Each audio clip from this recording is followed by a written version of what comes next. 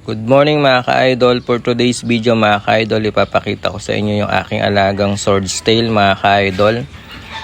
Ito nga pala nabili natin sa halagang 80 pesos bawat isa. Bali pair ang binili natin, 2 peraso. Nagkakahalaga ng 160 mga ka-idol. Try tayo nitong nagalaga at para makapagpadami. Ayan mga ka-idol, yan nga pala yung binili natin na pares mga ka-idol. At ito na nga mga ka-idol, sa pagtsatsaga natin, nakapagpaanak na tayo mga ka-idol.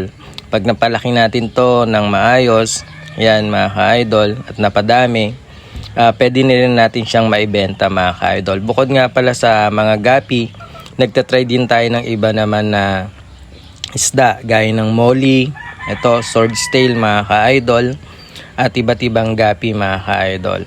Yun lang guys, at maraming salamat sa patuloy na pagsuporta sa akin, sa aking YouTube channel at sa aking page mga ka-idol. Good morning mga ka-idol. God bless.